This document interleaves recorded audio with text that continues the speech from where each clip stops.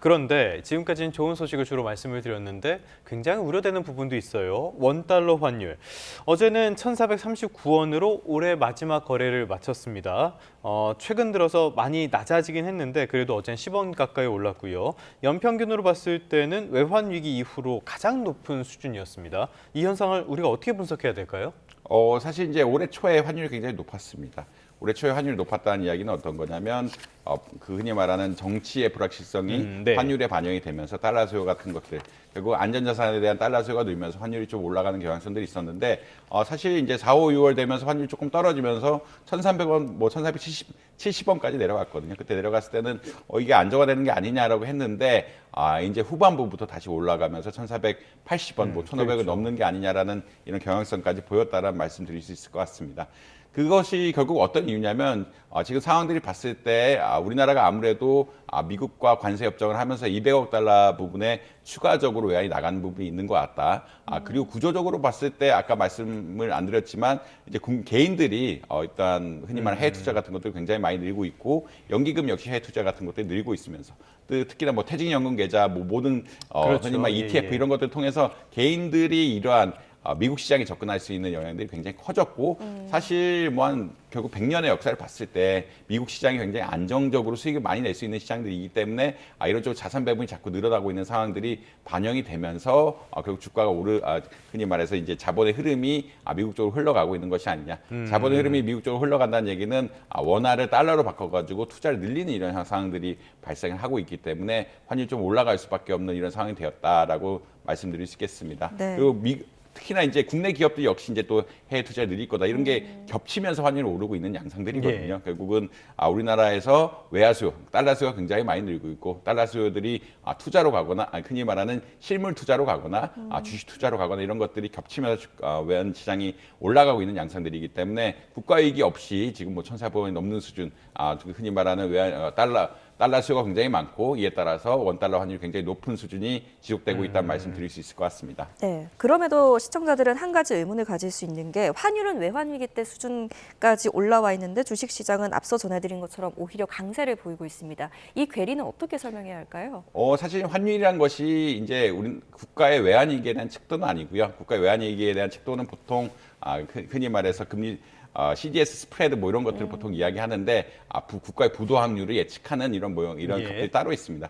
그러니까 환율이란 것은 결국은 수급에 의해서 결정이 되고 금리 차에서 의해 결정이 되는 것이기 때문에 사실 외환위기 때만 해도 우리나라 경제 성장률이 미국보다 높았기 때문에 네. 갑자기 환율이 오르는 것이 이제 어떻게 보면 국가 경제 큰 위기가 아니냐라는 이야기를 드릴 수가 있는데 지금 상황 봐서는 우리나라 경제 성장률이 미국의 잠재적인 경제 성장률하고 좀 낮은 상황이거든요. 그렇다는 이야기는 점차적으로 미국의 금리가 계속 높을 것이고 한국의 금리가 낮을 것이기 때문에 외환 시장에서 달러 수요가 늘어갈 수밖에 없는 이런 구조다라는 말씀 드릴 수 있을 것 같습니다.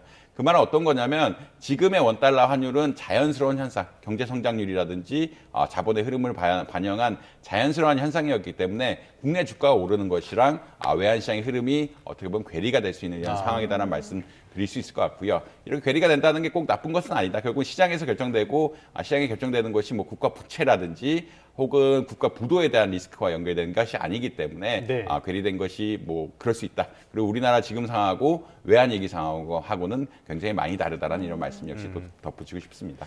자본시장만 봤을 때는 뭐 괴리가 있을 수 있고 그럴 수도 있는 현상이긴 한데 당장 이게 시장에 굉장한 변동성과 불확실성을 주고 있다는 게 문제가 아닐까 싶어요.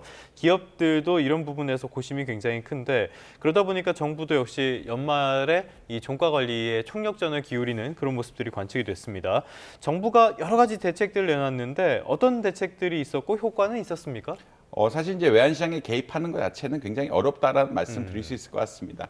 개입한다는 거는 이제 달러를 직접 공급한다는 이야기인데 네. 정부가 이게 달러를 공급하게 되면은 흔히 말해서 환율 조작국에 대한 지적 이슈가 있기 때문에 최근에는 이제 정부가 직접 개입하기는 어렵다라는 이야기를 드릴 수 있을 것 같고요. 그렇기 때문에 이제 아까 말씀드린 것처럼 해외로 쏠린 자금 흐름을 국내로 좀 돌려야 되는 것이 아니냐라는 이야기가 나오면서 해외 주식을 국내 주식으로 바꿨을 때 양도세 혜택 같은 것들을 굉장히 많이 줘야 되는 것이 아니냐. 그러니까 양도세 혜택 같은 걸 주면서 원래는 지금 국내 주식에서는 양도세가 일반적인 투자자는 붙지 않고 있고요.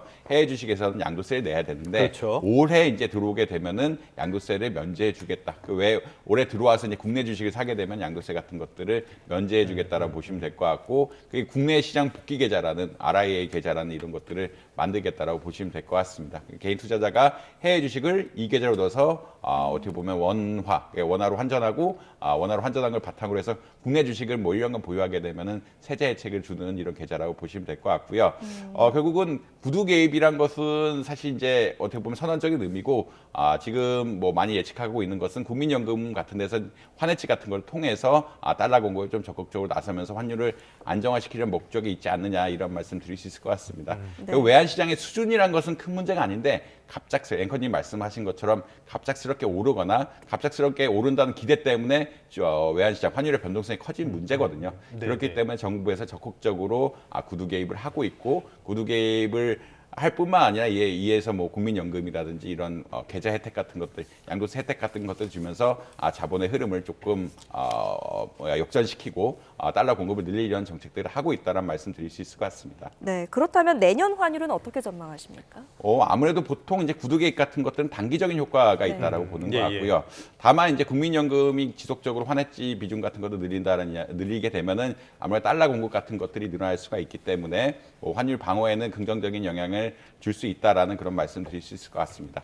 다만 아까 말씀드린 것처럼 지금의 외환시장 흐름이 경제 성장률 차이, 미국의 경제 성장률이 높고 한국의 경제 성장률이 낮고 특히나 이제 우리나라 기업들의 해외 투자도 늘려야 되고 지금 200억 달러 어떤 외환의 유출까지 걱정해야 되는 상황들이기 때문에 구조적인 요인에 의해서 결정되는 상황들이다. 원달러 환율이 급작스럽게 낮아지는 것 역시 또 기대하기는 어려운 상황들이다라는 말씀드릴 수 있을 것 같습니다.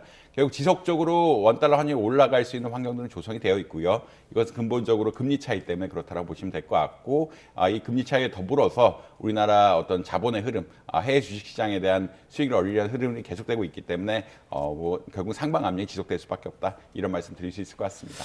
알겠습니다. 말씀하신 내용을 들어보면은 내년에도 고환율 계속 이어질 가능성이 훨씬 더 크다라고 볼 수가 있을 것 같습니다.